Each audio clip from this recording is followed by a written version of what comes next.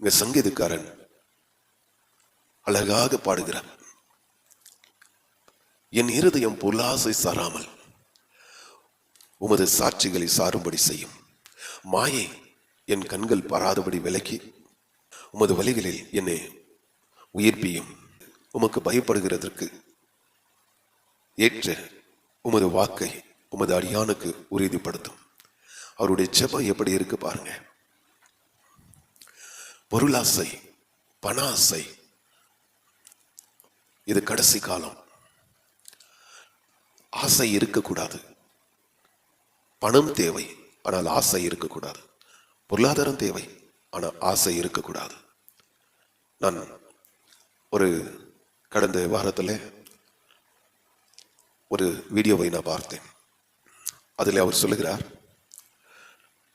நான் இருக்கிற வீடு 1.5 கோடி, நான் போகிற வாகனம் கோடி, மீண்டும் நான் சென்னையில் ஒரு இடத்தை பார்த்திருக்கிறேன், அது 5 கோடி என்று சொன்னார். நான் இதை பொறாமைக்காக சொல்லலை, எனக்கு பொறாமை கிடையாது. கோடிக்கணக்கான ரூபாய்கள், லட்சம் லட்சம் லட்சம் லட்சம் கோடிகள் கூட நீங்க சம்பாதிங்கள். பல்லாயிரம் கோடி ரூபாய் உங்களிடத்துல கொடுக்கட்டும், நான் ஆசீர்வாதிக்கிறேன். அது பொறாமை நான் படல. ஆனால் ஏன் நான் அதை சொல்லுகிறேன் என்றால், எசேக்கியேல் ராஜா வியாதிப்பட்டு இருக்கும்போது அந்த காரியத்தை குறித்து நாம் பார்ப்போம். எசேக்கியேல் ராஜா வியாதிப்பட்டு இருக்கும்போது பாபிலோன் ராஜா தன்னுடைய பிரதானிகளை அனுப்பி எசேக்கியேல் வியாதிப்பட்டிருந்து ஆரோக்கியமானதை கேள்விப்பட்டு அவனிடத்திற்கு நிருபங்களை வெகுமானத்தையும் அனுப்பினான். எசேக்கியா அவர்களை கண்டு சந்தோஷப்பட்டு தன் பொக்கிஷங்களையும் வெள்ளியையும் பொன்னையும் கந்த வர்க்கங்களையும் நல்ல பரிமள தைலத்தையும் தன் ஆயுத சாலை அனைத்தையும் தன் பொக்கிஷங்களில் உள்ளது எல்லாவற்றையும் அவர்களுக்கு காண்பித்தான். எசேக்கியா தன் அரண்மனையிலும் தன் ராஜ்யத்திலும் எங்கும் அவர்களுக்கு காண்பிக்காத பொருள் ஒன்றும் இல்லை. 3வது வசனம். அப்போது ஏசாயா தீர்க்கதரிசி எசேக்கியா ராஜாவின் இடத்தில் வந்து, அந்த மனுஷர் என்ன சொன்னார்கள், எங்கிருந்து உம்மிடத்தில் வந்தார்கள் என்று கேட்டான். அதற்கு எசேக்கியா, பாபிலோன் என்னும் தூர தேசத்திலிருந்து என்னிடத்திற்கு வந்தார்கள் என்றான். அப்பொழுது அவன், உம்முடைய வீட்டில் என்னத்தை பார்த்தார்கள் என்று கேட்டான். அதற்கு எசேக்கியா, என் வீட்டில் உள்ளது எல்லாவற்றையும் பார்த்தார்கள், என் பொக்கிஷங்களில் நான் அவர்களுக்கு காண்பிக்காத பொருள் ஒன்றும் இல்லை என்றான். அப்போது ஏசாயா தீர்க்கதரிசி எசேக்கியாவை நோக்கி, சேனைகளின் கர்த்தரின் வார்த்தையை கேள். இதோ நாட்கள் வரும், அப்பொழுது உன் வீட்டில் உள்ளத்திலும் உன் பிதாக்கள் இந்நாள் வரைக்கும் சேர்த்ததிலும் ஒன்றும் மீதியாய் வைக்கப்படாமல் எல்லாம் பாபிலோனுக்கு கொண்டு போகப்படும். நீ பெறப்போகிற உன் சந்ததியாகிய உன் குமாரரிலும் சிலர் பாபிலோன் ராஜாவின் அரண்மனை வேலைக்காரராயிருப்பார்கள் என்று கர்த்தர் சொல்கிறார் என்றான். இந்த வார்த்தையை நீங்க கேட்டீங்களா? எசேக்கியா ராஜாவை கர்த்தர் மிகவும் பெரிய ஆசீர்வாதத்தினால அவனை ஆசீர்வாதித்து இருந்தார்.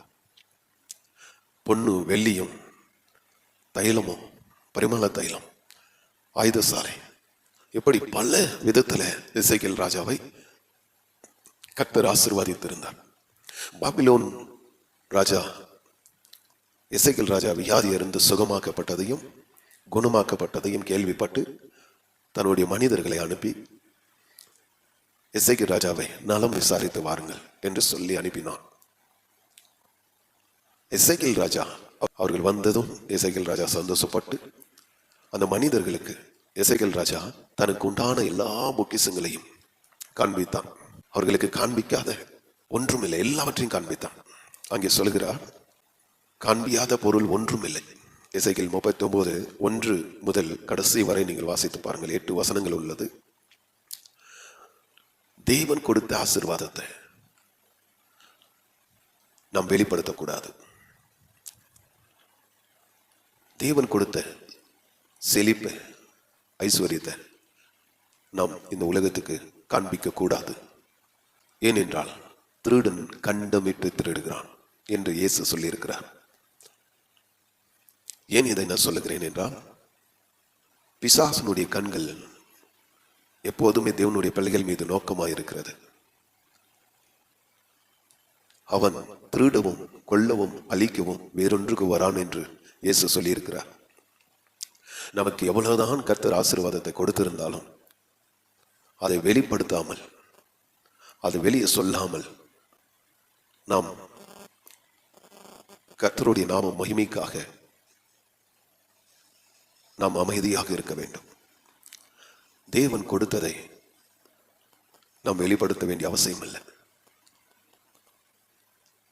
இப்படிப்பட்ட காரியங்களை செய்கிறது மாத்திரமல்ல, அதை சொல்லுகிற ஊழியர்களுக்காக நான் சொல்லுகிறேன். மற்றவர்களை பணாசையை தூண்டி விடுகிறதா இருக்கிறது. அதை தூண்டிவிட்டு விசுவாசத்தை விட்டு ஜனங்கள் வலிவி போகிற வழிவகுக்கிறது. பணத்தின் மீதும் பொருளாசன் மீதும் ஜனங்களுக்கு தூண்டி விடுகிற வழியா இருக்கிறது. இங்கே சொல்றார் பவுல், 1 கொரிந்தியர் 11ஆம் அதிகாரம் 20வது வசனம், நீங்கள் ஓர் இடத்தில் கூடி வரும்போது அவன் தன் தன் சொந்த போஜனத்தை முந்தி சாப்பிடுகிறான். ஒருவன் பசியா இருக்கிறான், ஒருவன் வெறியா இருக்கிறான்.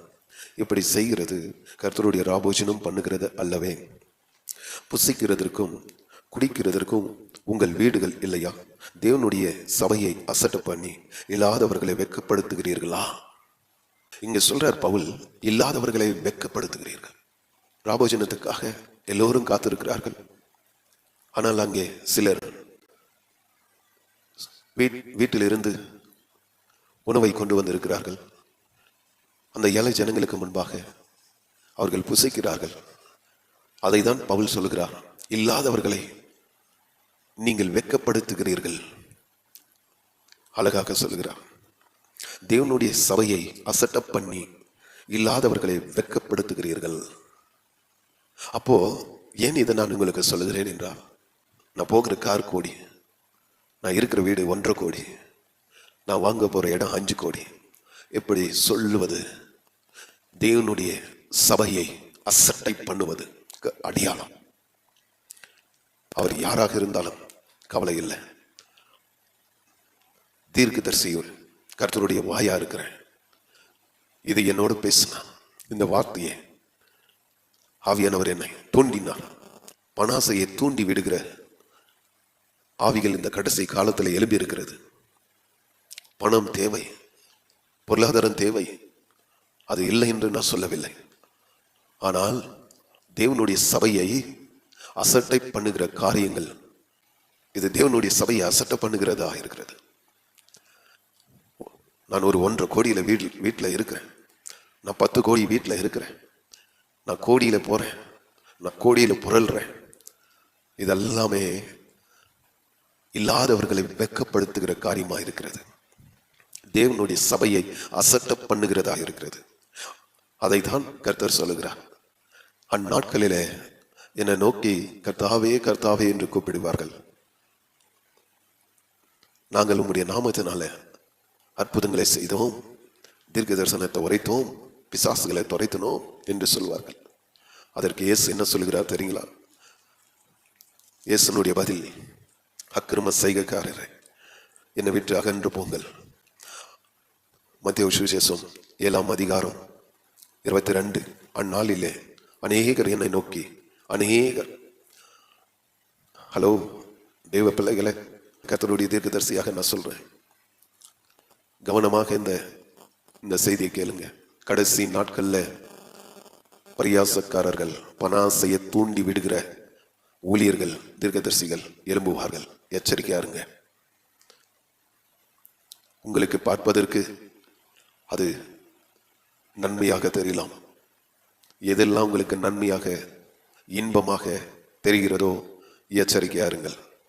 பிசாசு ஏதேன் தோட்டத்தில் யாவாளின் இடத்துல தந்திரமாக பேசினான், வஞ்சித்தான், எச்சியான வார்த்தைகளை பேசினான், ஆசையை தூண்டிவிட்டான். தூண்டிவிட்டு அவர்களை பாவத்திலையும் ஈச்சையிலும் சாபத்திலும் தரித்திரத்திலும் வறுமையிலும் தள்ளிவிட்டான். ஆம் பிரியமானவர்களே, இது கடைசி காலம். கர்த்தருடைய தீர்க்கதரிசியாக சொல்லுகிறேன். உங்களுக்கு பணம் தேவை, பொருளாதாரம் தேவை, வீடு தேவை, வாகனம் தேவை, பிள்ளைகள் தேவை, குடும்பம் தேவை, மனைவி தேவை, கணவன் தேவை, இல்லை என்று சொல்லவில்லை. ஆனால் ஆசை இருக்கக்கூடாது. பணாசை எல்லா தீமைக்கு வேறாக இருக்கிறது. சிலர் அதை இச்சித்து விசுவாசத்தை விட்டு வலிவி போகிறார்கள். விசுவாசத்தை விட்டு வலிவி போகிறார்கள். அதற்கு அர்த்தம் என்ன? கிறிஸ்துவை விட்டு பணத்தையும் பொருளாசையும் தேடி ஓடுகிறார்கள். அதுதான் சங்கீதக்காரன் சொல்லுகிறார். அழகாக சங்கீதக்காரன் சொல்லுகிறார். ஆம் பிரியமானவர்களே, இந்த கடைசி நாட்கள்ல எச்சரிக்கையா இருங்க. சங்கீதம் 119:36 சொல்கிறது, என் இருதயம் பொருளாசை சாராமல் உமது சாட்சிகளை சாரும்படி செய்யும். 37, மாயை பாராதபடி நீர் என் கண்களை விலக்கி உமது வழிகளில் என்னை உயிர்ப்பியும். உமக்கு பயப்படுகிறதற்கு ஏற்ற உமது வாக்கை உமது அடியானுக்கு உறுதிப்படுத்தும். பாருங்க, சங்கீதக்காரன் அழகாக பாடுகிறார். ஆண்டவரே, என் இருதயம் பொருளாசை சாராமல் உம்முடைய சாட்சிகளை சாரும்படி செய்யும். ஹல்லேலூயா. ஆம் பிரியமானவர்களே, 1 யோவான் கடைசி நாட்கள்ல பணாசை என்ற ஒரு ஆவி தூண்டி விடும். அதை பார்ப்பதற்கு